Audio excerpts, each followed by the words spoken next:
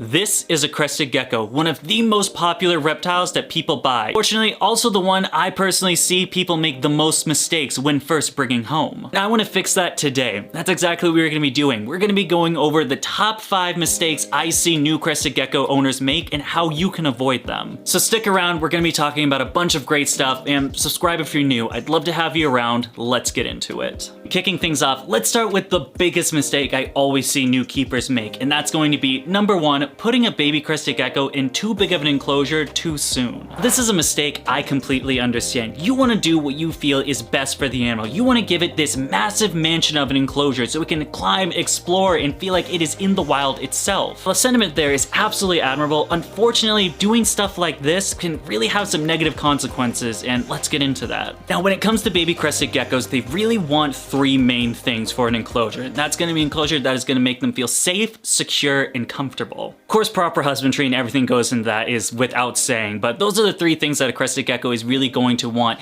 And the difficulty part when putting him in these massive enclosures, right off the bat, a 3-gram baby into a 29 tall or an 18 by 18 by 24 Exoterra, is really 2 things are going to happen there. And that's going to be either, number 1, the animal's going to be very stressed out. There's going to be this giant space where this little baby has to try to hide. It's going to try to find wherever it can get away from this place, all these big spaces where potentially and instinctually it thinks it can be picked off by predators. Option 2 might happen. Maybe you really deck this thing out. You completely cover, you got your foliages, multiple hides, everywhere is completely sealed from head to toe, and your baby has so much places to hide where it can feel comfortable.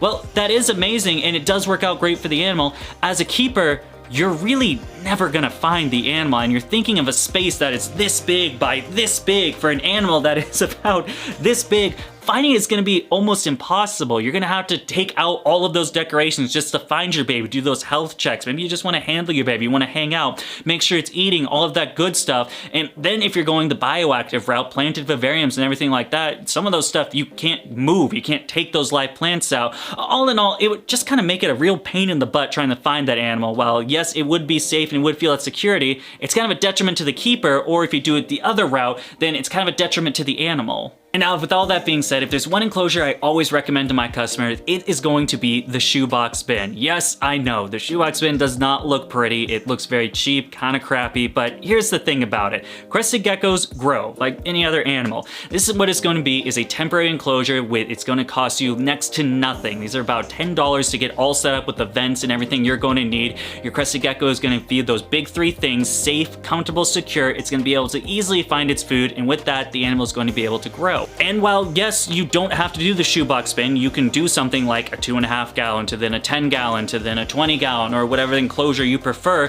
The thing about it is that costs a lot of money. You're gonna end up spending hundreds of dollars for grow out enclosures that the animal is just gonna end up growing out of to get to that adult enclosure that it'll spend the rest of its time in. Whereas a shoebox enclosure, again, like $10 to get it started, then once it outgrows it, it's good enough to go into that adult enclosure. Well, yes, while they aren't the prettiest looking enclosure, it is a temporary thing. In about 6 months to maybe a year, depending on how fast your animal grows, it'll grow out of that enclosure where it can go into the next one, or potentially even that adult enclosure where it's going to feel a lot more confident, be a lot bigger, and really fill out the space you'll be giving him for his forever home. Now remember folks, while the mansion isn't a good idea for a baby crested gecko, it does not mean it shouldn't get a mansion at all when it grows into adult. And now one enclosure I absolutely love for my geckos is going to be the Zen Habitat 2 foot by 2 foot by 2 foot, like the one right behind me. Check this thing out, absolutely incredible. It comes in this giant size. You can really deck this thing out to make an absolutely amazing enclosure for your animal. Sleek design, amazing size for geckos, fast shipping, what more could you want? Now if you guys want some more information about the Zen Habitats, peep the little link I have down in the description.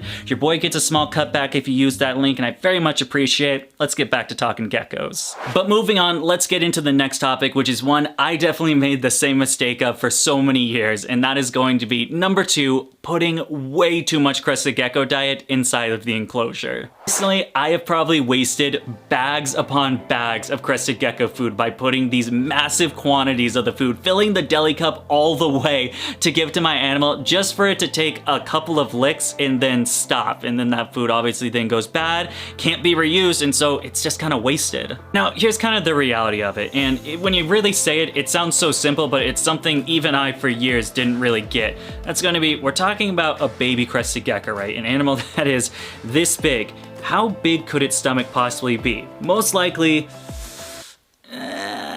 most likely about that big, and that's kind of how much food it is able to put inside of its stomach, so it's not going to be able to eat these large quantities. Now, the reality of getting a crested gecko and giving it food is, personally for me, I'm going to use something like a bottle cap, something just like out of a bottle cap, something just like this. And what I am gonna do then is take my little ketchup squirter bottle and just squirt a tiny little dollop, just the tiniest little thing, pretty much a dime-sized portion of food.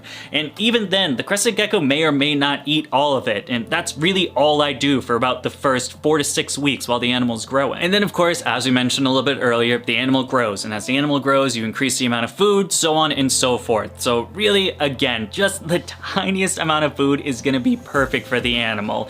Really, I mean, I guess there's no negative consequences with putting more food in there, but at the end of the day, you're kind of just wasting money. Moving on, let's talk about the next topic, and this is one that I really don't think is talked about enough, and one that I think we should be opening up more conversations about, and that is going to be number 3, not picking the right breeder to buy from. Now, crested geckos are amazing and awful when it comes to the breeder standpoint, and that is going to be for really the same reason. That is, they are really easy to breed. They're very prolific, they're a very easy animal to work with, make babies, and have tons of babies very easily. The bad side to that is they are an easy animal to breed and they are very prolific. This means there are going to be This means that there are an absolute boatload of breeders out there. Everyone and their grandmother is breeding crested geckos, and while it is awesome to see so many people passionate about breeding this species, it comes with a lot of people breeding it, and maybe not the best people are doing it as well. And now, hey, I get it. Everyone wants the best deal. I'm the same way. I don't want to be spending extra money when I don't have to spend extra money. However, when it comes to buying from a breeder, the money does play a big important. Now, there is a reason why my geckos personally are a lot more expensive than the average person. That's because I've been doing this for a bit. I got about six years of breeding crested geckos, 7, a little under a decade of breeding this species. I know a lot about them. They were my second animal growing up with this collection, and I've been doing it for a minute now. And when it comes with working species for longer and longer periods of time is the knowledge behind that. I know what can go wrong, what it looks like to go wrong, and how to fix those things, and that is necessarily might not be the same case for someone who is just starting out and just kind of doing it as a little hobby project. And while no, this is not me saying forget the small-time breeders, only go for the big guys. But what I am saying is when you buy an animal from me, you're not only getting a captive-bred quality gecko, you're also getting the knowledge that I have behind this species. Any questions you guys might have the next week, the next month, the next year, I am more than happy to answer. And more times than not, I have an answer for you guys. Also, I am more than happy to help out for the animals that I sell. And this might not be the case for other breeders. There are some guys out there that are kind of just in it for the money, don't really care about the customer, and don't really care about what happens to the animal as soon as it leaves their facility. Well, on the flip side of that, there might be people that care a lot, but might not just have all the information and knowledge that you would really need. No, this is not saying forget the small-time breeder. What this is saying is do your proper research about who you're buying the gecko from. Don't just look at the price tag and think that's the end-all of it. Get to know the guy. Make sure that the person you're buying from is someone you want to send your money to, someone who is passionate about the species and has the knowledge about it. But real quick guys, before we get to the next topic at hand, if you guys enjoy geckos and enjoy really cool t-shirts, consider checking out the merch that we have. This is going to be our cursed gecko design. We also have a couple absolutely awesome crested gecko ones. You guys have probably seen it somewhere right there. Link's gonna be right there on there, the little Teespring banner if you guys want to check some of that stuff out. All right, enough of that, let's get back to the content. Getting down to the last couple of things we have to talk about. This is going to be a topic that isn't necessarily just about crested geckos, but really should be one about any animal you decide to take into your home. And that topic is going to be number 4, only researching using one piece of media. Now, while YouTube is a fantastic place to get information, there are many great keepers, such as myself, that make excellent care guides for the species that they keep. That does not mean it should be the only piece of research you do. I do not believe you should ever look up one care guide by one YouTuber and then say, well, that's exactly how I'm gonna do it. Because here's the thing, as much as we like to think we are perfect sentient beings that never get anything wrong, The fact of the matter is, we get things wrong sometimes. Not only that, things become outdated as more and more times go. I know there are some things I said in my last year to 2 years ago, my 2019 Crested Gecko Care Guide, that may not show the same things that I would like to talk about in the 2022 or the 2023 Care Guide. Remember, everyone is always improving and doing better. With more information, more research coming out, there are always better ways to do right by these animals. Why it's always so important to double check the information. Make sure you're not just getting it for one source. Check out some care guides on Google, check out some YouTube videos, and then ask the breeder, see how they're personally caring for their collection. If it is someone that you're willing to give this 50, 100 to hundreds of thousands of hundreds to thousands of dollars from, then it's probably someone you trust. And if they've been doing it for long enough, they probably have a pretty good idea on how to care for the animal that they're breeding and selling. And wrapping this video up, let's talk about the last topic at hand. One that I believe is probably the most important one out of all the topics that we talked about in this video. And that one is going to be number 5, not doing the proper health checks on your crested gecko. Now, I can't tell you how many people come to me that have these big problems with their crested geckos that could totally have been avoided if they just frequently did some health checks at least once to twice a month.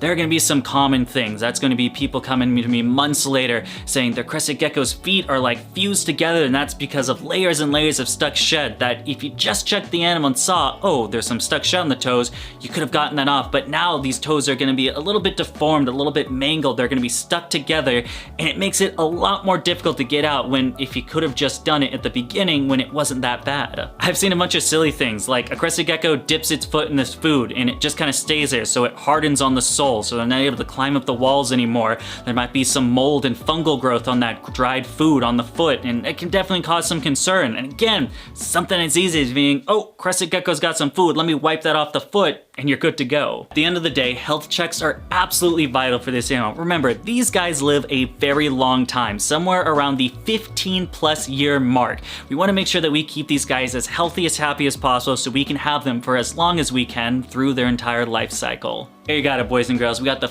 top 5 mistakes that I see people doing and how to avoid them. Now let me know in the comment section, did you guys make any of the mistakes, or are you guys some of those good apples that are a clean slate, you've done everything right for your crested gecko?